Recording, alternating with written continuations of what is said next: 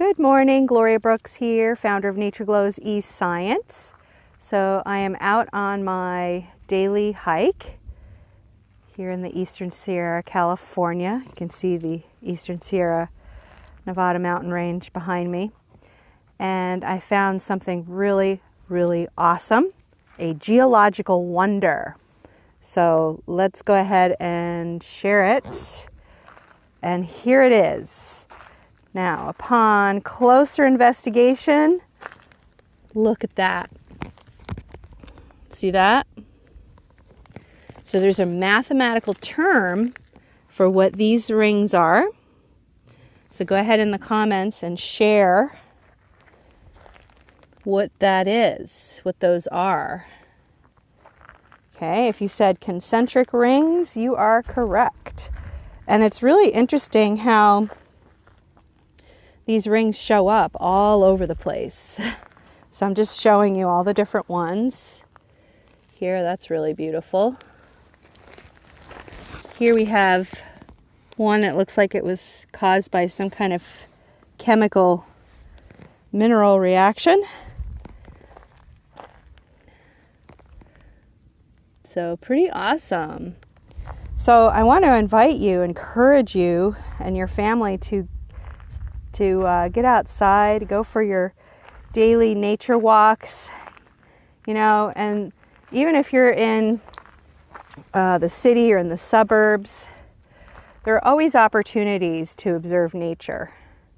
And rocks and minerals is one of the easiest because, they just sit still and you can pick them up off the ground. I wouldn't recommend picking this, several 100 pounds of bulk here, but there are smaller pieces.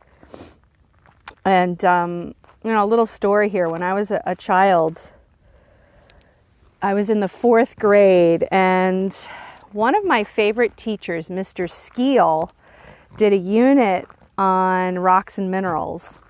And he had us bring in rocks and minerals from home.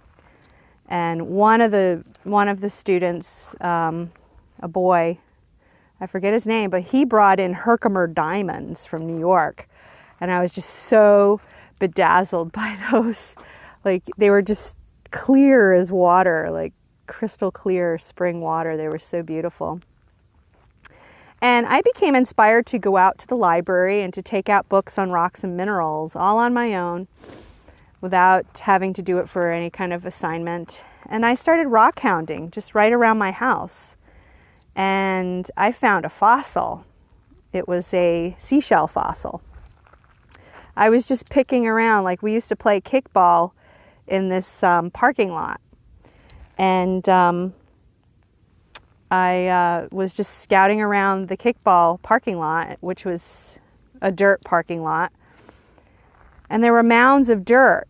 So I was just looking, scouting around, and I just had this feeling that I would find something. And sure enough, I reached down and I picked up this, just a brown rock, and I looked at it and it had a seashell fossil, a clam shell fossil in it. And I was just so amazed.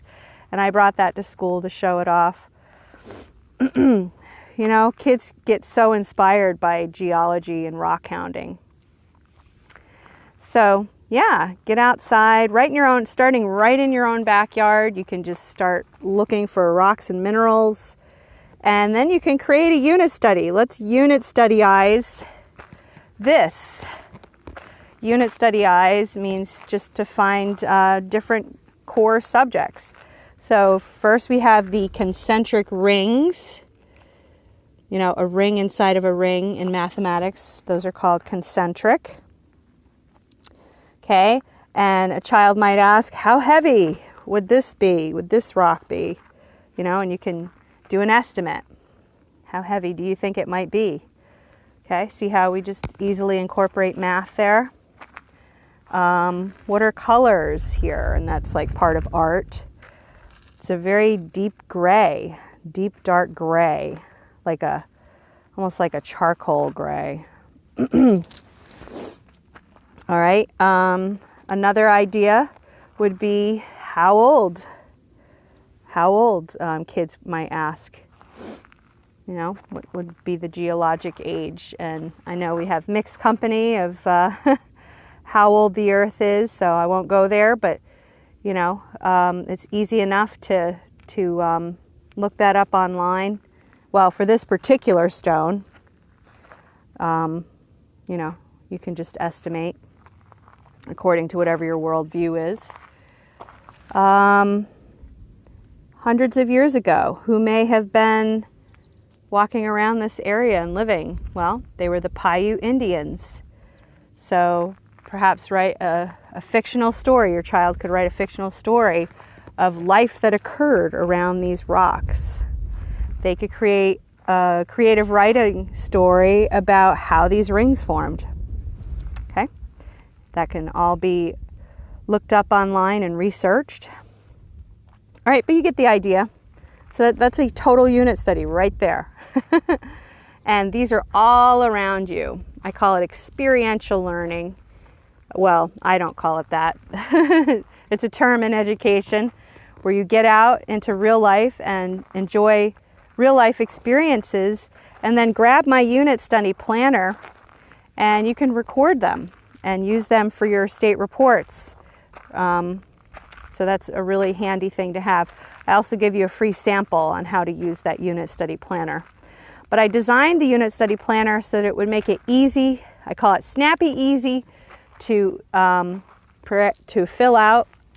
It shouldn't take you more than 10-15 minutes, and then just file it away. So that's like the bare minimum for curriculum. I mean, I wouldn't even consider that a curriculum. It's just, you know, a format for you to record what your child is learning. Thank you so much for watching this channel. Please be sure to give me a thumbs up. I'd love to see your comments. Please leave comments and share this video with others. Thank you so much for watching, and I will see you tomorrow.